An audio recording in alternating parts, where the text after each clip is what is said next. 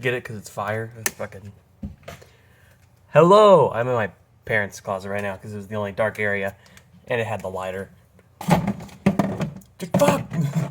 Food for thought. Don't just mess with lighters like I did. That was stupid. But I did see Firestarter. The movie that I guarantee you 90% of people don't even know is coming out. I'm pretty sure.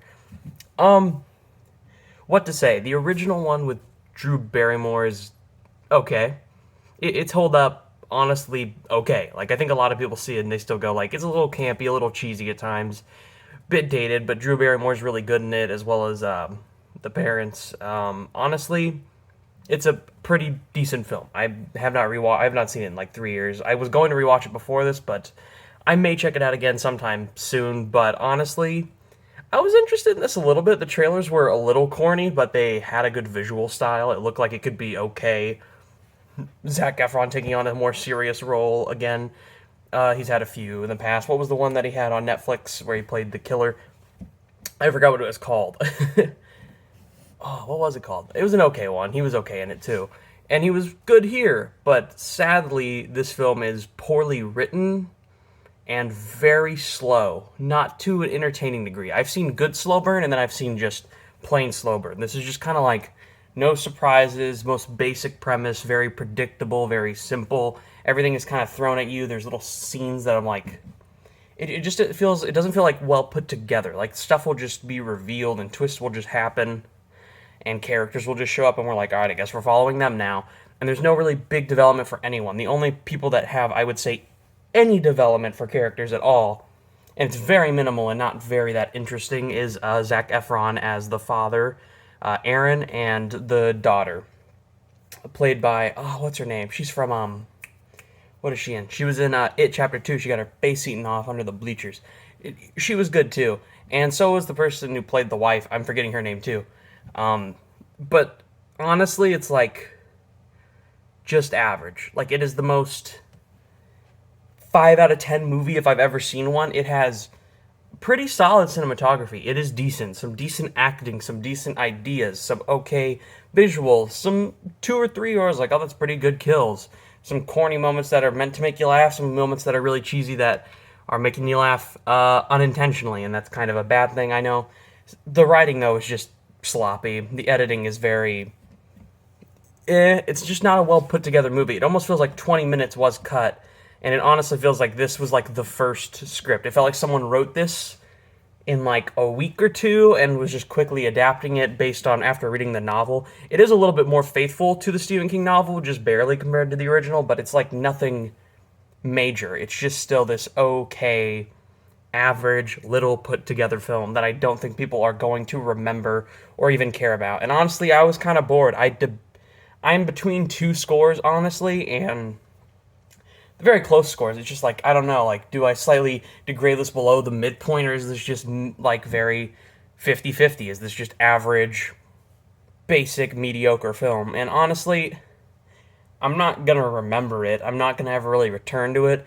I was gonna go with Gabriel to go see Family Camp, the new shitty religious movie. You may have not heard of it at all, but that and Firestarter later in the week. I don't know if I want to rewatch this. I might just ask him to go watch The Bad Guys if he's down, because it's going to be on Peacock. He could stream it or shit, or it'll be leaked online already. But I did want to see this in the theater, and honestly, there's no reason to. If you have time and money, see Everything Ever All at Once. Support that at the top if you haven't seen it. See The Northman. See Doctor Strange in the Multiverse of Madness. See The Bad Guys. See The Unbearable Weight of Massive Talent. Do not go throw money at this movie. I'm just going to guess Family Camp won't be good. Maybe I'm completely wrong, but I don't think I'm wrong. We'll have to see how that one turns out. But Firestarter, for me, some solid performances, some solid ideas, and actually decent cinematography and okay visuals at times. Just feels quickly put together by a studio to make a bit of money based on a property. They have a name to it. Maybe people will see it then and enjoy it. For me, I just don't care to ever see it again, and I would say I'm going to give it... do I give it the benefit of the doubt? What do I do? Honestly, I'm gonna give it a 4.5 out of 10. I was just really not into it, and I don't think a lot of people were. There was one other guy in the theater there who sat in front of me and my dad. Went to go see it. My dad thinks the same thing. He'd probably give it a 5 out of 10. He was very mixed on it. But the guy in front of us even said it was just after we talked to him. Because, well, one, when we first got in the theater, new theater that opened up, all the AC is good, but the theater we were in did not have air conditioning, and it was a dining theater, so it was fucking hot in there.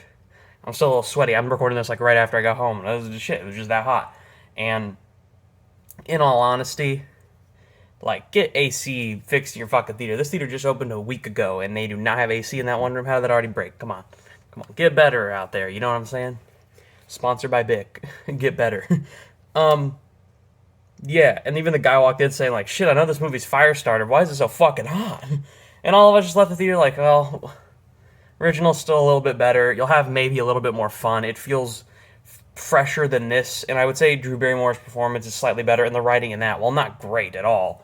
Certainly a little bit better than this. Like there are scenes where I'm like, this is like genuinely like funny, and I think it's supposed to be a serious moment. So you'll see the film. I think people are gonna be mixed on it.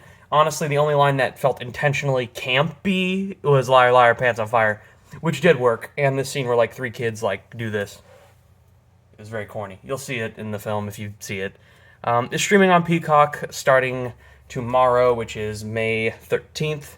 I believe it's going to drop midnight tonight, Central Standard Time, on Peacock, if you want to see it at home. If you want to see it in theaters, get a matinee ticket, go on Tuesday for $5. It might be worth $5, but even then, I think you're just going to find a better time watching like a lot of other movies out.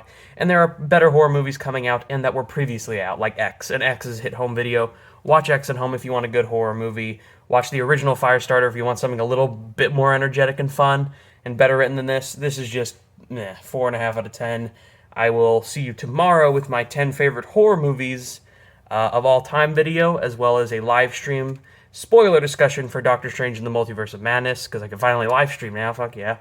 And then whenever I see Family Camp, which should be Lex Monday, I'm not going to see it for a while, me and Gabriel, I'll make sure we review Family Camp. It's a necessity. I can say that for sure. So that is it. Firestarter. Yeah, I had to do that. Okay, last minute thing I forgot to mention. The John Carpenter score. I was going to talk about it.